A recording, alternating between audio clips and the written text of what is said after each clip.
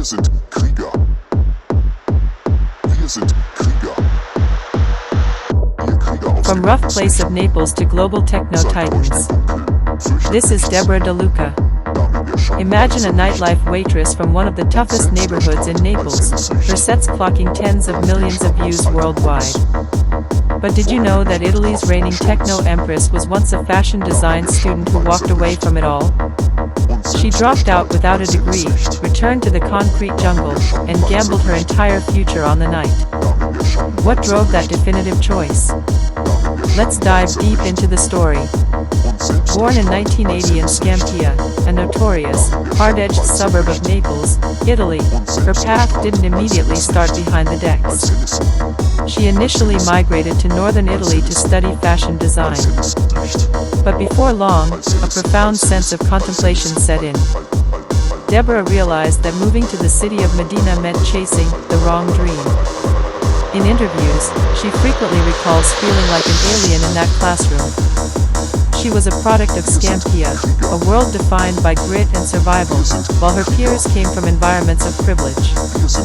Ultimately, she walked away without graduating, repulsed by the superficial nature of high fashion.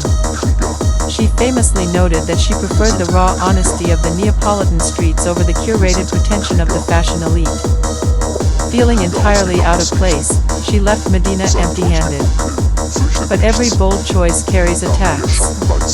Returning to Naples without a degree forced Deborah to reinvent her survival strategy and find her true calling.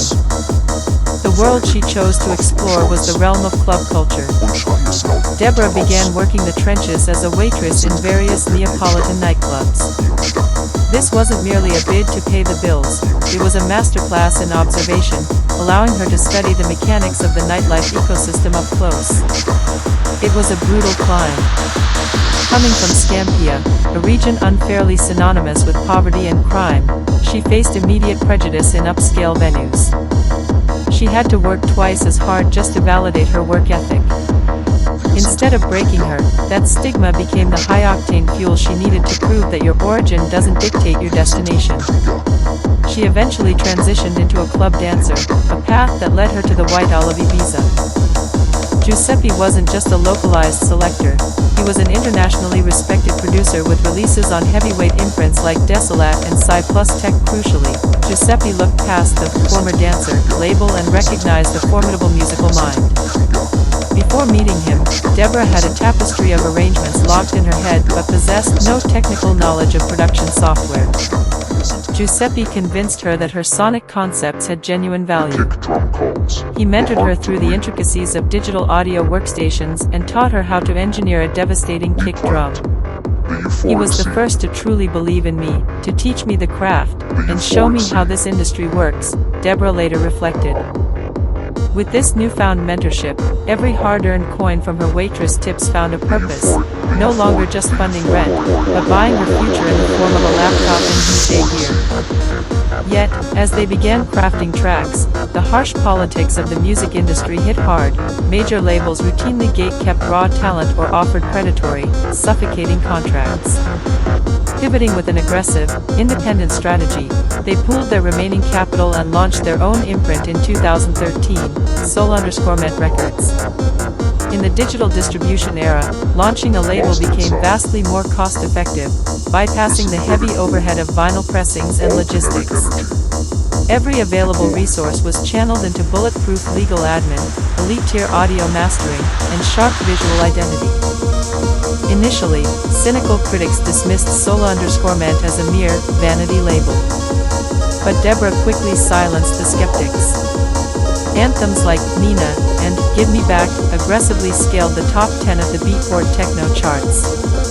As an independent force dominating the charts, the global DJ elite took notice, and her productions began echoing through everything from sweaty Ibiza basements to cavernous Berlin warehouses. If there was a single catalyst that completely ignited her global trajectory, it was her seminal Circle set in September 2018.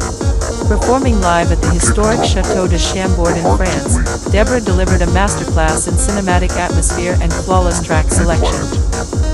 The broadcast exploded, racking up over 33 million views and instantly transforming her from a touring European act into a global techno icon. The gates to the world's most coveted festival stages swung open, Ultra Music Festival, and Awakenings. On these monolithic stages, Deborah unleashed a signature sonic identity she coined, hard pop, a seamless collision of ferocious, punishing techno kick drums layered with nostalgic, recognizable commercial pop vocal samples.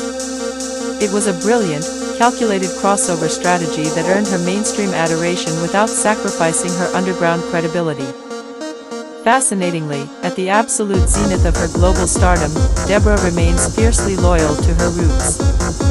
She has consistently refused to sign her freedom away to major label contracts.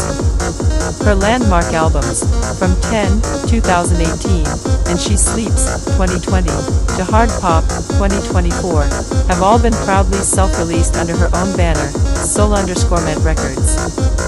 Her story may have begun sweeping up broken glass on the nightclub floors of Naples, but today, she completely owns and commands her own empire. And her global fan base? They are the dedicated citizens of the kingdom she built from the ground up.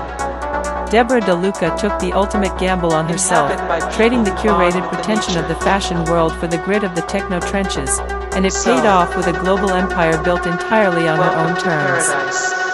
What's your take on her signature, hard pop, sound?